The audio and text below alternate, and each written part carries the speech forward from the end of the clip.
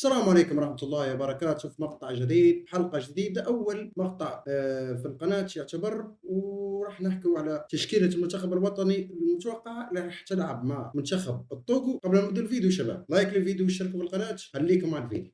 اختار المدرب الوطني للمنتخب الجزائري 26 لاعب للعب ضد الطوغو، باعتبار أن المباراة راح تكون يوم 10 من الشهر هذا اللي هو شهر أكتوبر. بالنسبة للتشكيلة ضمن الجولة الثالثة والرابعة من التصفيات المؤهلة لكأس إفريقيا 2025.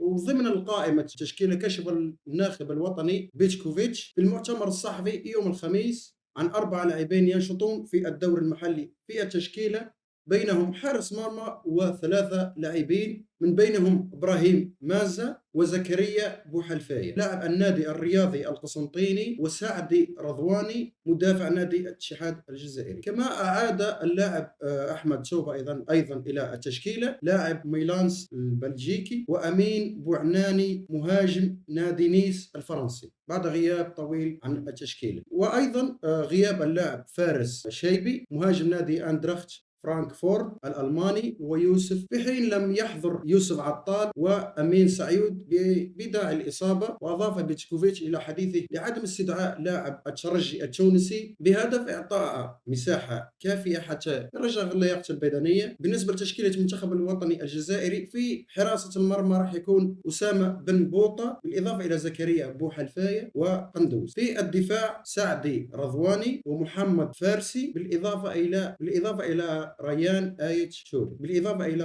آيت نوري وأيضا حجان، وأحمد توبة ومحمد الأمين ورامي بن سبعيني راح يكون أيضا في التشكيلة، ومحمد شوقاي وأيضا عيسى مندي. في خط الوسط راح يكون رامز زروقي بالإضافة إلى أحمد قندوز وهشام بوداوي وآدم زرقان. في الهجوم راح يكون اللاعب الجديد اللي أضافوه إلى تشكيلة إبراهيم مازا، وأيضا حسام عوار من قبل، ورياض محرز، ومحمد عمورة أو محمد أمين عمورة، وسعيد بن رحمة، وأمين بوعناني، وأنيس حاج موسى، وياسين بنزية، وأمين أقويري بالإضافة إلى بونجاح. هذه كانت التشكيلة المتوقعة اللي ممكن تكون مواجهة للمنتخب الطوغو يوم الخميس من الشهر هذا، يعني بعد غد. ان شاء الله شباب يعجبكم المحتوى الجديد. بحاول اني شوي اضبط شوي الافكار وهيك، ان شاء الله المحتوى الشباب يعجبكم، محتوى داخلين عليه بقوه باذن الله راح يعجبكم المحتوى والجوده والصوت، كل شيء باذن الله راح تعجبكم شباب. لايك للفيديو واشتركوا في القناه حابين نوصل 1000 متابع